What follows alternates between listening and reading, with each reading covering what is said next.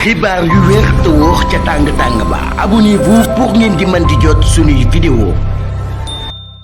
ginnaaw génnuk àdduna Cheikh Khoureyssi Ba nekk ab avocat moom mii nag président de la république Bassirou Diomaye Diakhar Faye daal na koy rendre hommage mu nekk nag ab avocat boo xam ni avocat bu amoon talent la lool moom président de la république daal di bind daan yi nag Sénégal daan nay ñàkk ab avocat bu amoon talent lool. waaye nit la ko xam tamit kàddoom ku ñu daan bàyyi xel la ci li nga xam ni moo di barreau bu Sénégal waaye tamit mu nekkoon nit koo xam ni nit ko amoon ay principe la lool maanaam daal nit ko amoon ay gëm-gëm la kon rawatina nag li nga xam ne moo di ci wàllum yoon ak li nga xam ni moo di wàllum liberté waaye chef d'état moom mi yëmul foofu ndax daal ginnaaw bi ñu ko rendre hommage ba tey daal di wax parcours bu remarquable bi nga xam ne Khoureyssi Ba mi daal na koy am ak engagement bi nga xam ni amoon na ko daal ngir na xeex lépp loo xam ne rek droit la waaye tamit li nga xam ni moo di waxtaan boo xam ne dañ ko war a def daal muy ay débat public ak yu ni mel waaye moom mi tamit daal daan nay jébbal am njaalam ñi nga xam ne ñoo di fameem ak ay jegeñaaleem moom mi nga xam ni moo di Cheikh Khoureyssi Ba moom mi daal daan na koy ñaanal kon yàlla mi nga xam ne mooy borom yërmande ji mu daal di koy jéggal waaye tamit daal di koy may suuf daal di seddu guy ci kawam waaye tamit daal di wax ne daal mi ngi ñaanal ñi nga xam ni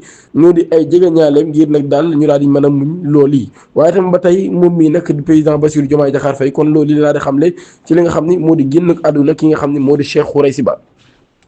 travaux yu ñuy amal ci TER bi loolu daan nay tax kon TER bi du daw ci diggante 5 ba 6 avril bi ñu dëgmal ci ab communiqué boo xam ne société Sen'Ter Apix daal na koy amal mi ngi annoncé daal ni kon li nga xam ne nag moo di TER bi daal dañuy dagg nag li nga xam ne ab dawam maanaam daal dootul daw ci diggante nag bi nga xam ne ni moo di le 5 ak le 6 avril li nga xam ne nag TER bi nga xam ne moo dem ci aéroport international bu Blaise Diagne loolu nag daal dafa am rek ay travaux yoo xam ne moom la ñu war a def loolu yi kon moo tax ñu xam ne ni amul benn TER boo xam ne dina circuler 5 avril bu 10 heures jotee ba li nga xam ni moo di dimanche 6 avril loolu yi kon la ñu xam ne daal di jéglu lu baax a baax nag ñi nga xam ni ñoom ñooy client wu TER boobu yi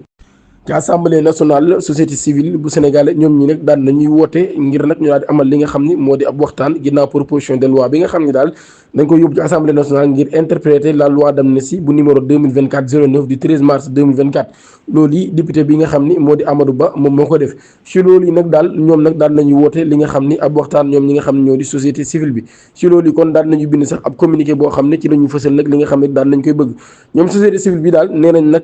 ak situation yi nga xam ne ci lañ nekk daal loolu yi mën naa tax rek mu daal di indi ay risque nag ci li nga xam ne rek mooy naka la ñu war a def ba réew mi daal di am li nga xam ni moo di jàmm kon daal ñoom société civile bii nag daal ñi ngi fàttali am solo gi nga xam ne nag waxtaan am na ko solo ak ñi nga xam ne nag ñoo di parti yëpp maanaam daal rawatina ñi nga xam ñooy di politique ak ñi nga xam ñoo nekk ci wàllum yoon ak sociologie ak képp koo xam daal jàpp na ni mbir moom yi war na laa ñor kon loolu daal moo tax kon ñuy waxtaan ci li nga xam ne moo di interprétation bu loi d'amnistie bi daal ak abrogation bi nga xam ne war nañ ko abroger ñu wax ni daal ngir nag ñu daal di fexe ba daal di sàmm jàmm ak dal gi nga xam ne am na ci réew bi ñoom société civile bi daal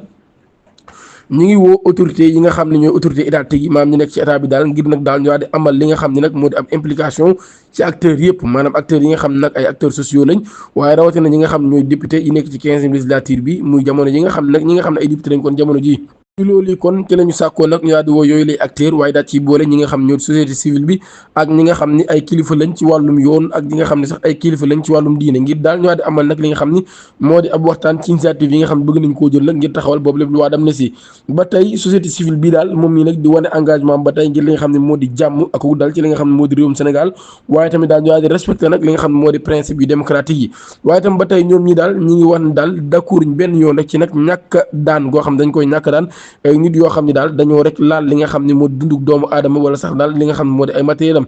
kon ñoom ñi daal ñu ngi wane kon seenu bëgg daal ngir nag ñu daal di indi li nga xam ni moo di dëgg daal di koy jaarale nag ci li nga xam ne moo di yoon ba tey ñuy invité assemblée nationale bi ngir nag ñu daal di mën a toog da ngir nag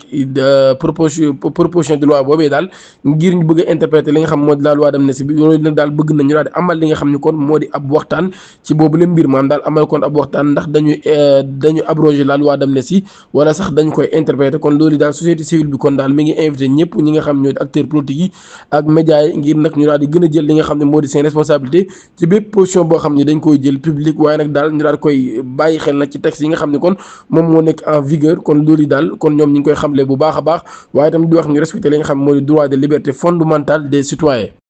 ca marché Sor bu Saint-Louis la fa xew mooy ay marchands ambulants yoo xam dañ leen faa jëlee ñoom ñi kon ñoo daal di bloqué l'avenue Macky Sall ay affrontement yu am yoo xam ne ca marché Sor bu Saint-Louis la am diggante ay marchands ambulants ak ay forces de l'ordre yoo xam ne daal ginnaaw ba ay jàppante dafa am ci ginnaaw bi nga xamee nag dañ leen faa jëlee maanaam daal dañ leen a déguerpissé ci loolu kon moo tax commerçant yooyu daal di bloqué nag li nga xam ne kon moo di avenue Macky Sall nekkoon ex avenue Général de Gaulle kon ñoom ñi daal ñu daal di commencé nag dafa taal li nga xam ne moo di ay pneu ci ginnaaw ba ci la police daal di ñëwee sax gis disperser ñi nga xam ñoo di manifestants yi ak ay grenades lacrymogènes loolu nag daal di perturber circulation bu baax a baax ba waral sax ñi nga xam ne nag ñoo di commerçants yi nekk foofu daal ñu daal tëj li nga xam ne kon moo di seen ay boutique loolu nag daal mi ngi bokk ci nag ci initiative boo xam ni maire ba moom moo ko jël kon ngir nag daal désengorger li nga xam ne nag moo di marché boobu nga xam ne moo nekk foofee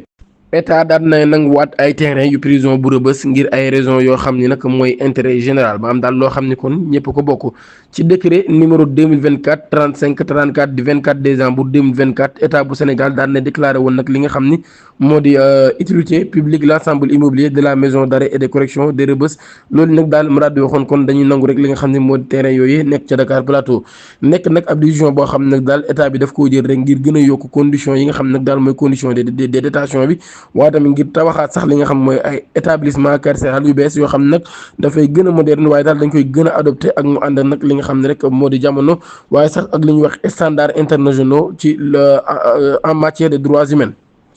loolu yi nag daal prison bu Rebeuss kon fi mbir mi jógee mooy ginnaaw bi nga xamee nag daal dañ ko bëggoon délocaliser waaye nag site ba mu nekkoon kon ñu daal di koy jaay ko nag commune bu Dakar Plateau loolu yi nag daal kon moo nekk nag loo xam dafay tolloo rek disposition yu code général des collectivités territoriales projet bi nag daal nañ ko doon validé te ñu ko validé woon du ñenn ñu dul commission des contrôles des opérations domaniales di CCOD loolu nag daal kon ñu daal di joxe woon seen aval ginnaaw bi nga xam ne daal nañ koy jaay waaye l'état bu Sénégal nag daal ginnaaw bi nga xamee ni suñu njiit yu bees yi daal nañu ñëw nag dañoo jël dogal daal di nangu yooyu lay terrain ngir nag ay motifs yoo xam ne li ko waral rek mooy intérêt général maanaam daal loo xam ne kon intérêt yu askan bi ñëpp la mu nekk tamit ay décision boo xam ne ba tey CCOD mii daal daan nay confirmer boobu la décision wala daan na koy valider ginnaaw bi nga xam ne nag daal daan nañu amale ay consultation yu bëree bëri ci octobre ak novembre 2024 kon daal loolu yi kon ñuy xamal ne rek état kon daal nay nanguwaat yooyu lay bërëb affaire Alioune Top organisation de presse ñoom ñi daal ñi ngi sàkkoo ñu daal di koy bàyyi ab bàyyi négandi ko maanaam daal ñu daal di koy may ab liberté provisoire moom mi nga xam ne mooy patron bu Sunugal 24 organisation de presse ñoom ñi kon ñi ngi sàkku ab liberté provisoire pour journaliste bi di Alioune Top di directeur de publication des sites Sunugal 24 moom mii nag daal ginnaaw bi nga xamee ni ñi ngi sàkku kon autorité yi mu daal di koy baal moom Alioune Top mii nag dañ koo jàppoon ci division spéciale de cybersécurité le 13 mars 2025 ginnaaw ay déclaration yoo xam daal daf koo defoon daal di koy xamle moom journaliste bi ci janvier 2025 ci ab émission boo xam doon na ko amal moom mii kon mu daal di xamle woon nag daal ci réseaux sociaux yi la daal di xamle woon lu nu mel daan nag daal communauté pulaar bii daal ñoom ñii dañuy préparer rek ab projet sous régional boo xam nag daal dañu bëgg a jël nag ay nit yoo xam ne ay nit yu politique lañ daal yoo xam ne ay pël lañ daal leen nag teg ci boppi réew yu bëree bëri rawatina nag ci Afrique de l'Ouest moom mi nag maa da xamle woon sax loolu daal di chaîne bi nga xam ne nag moo di Fulbe chaîne bi sax daal France ñoom ñoo koy financé te ci projet boobu bii ci la bokk loolu yi kon bokk na ci li tax ko ñu daal di koy jàpp projet bi nag daal projet bi journaliste bii nag war naa am le 2 avril bi ñu dëgmal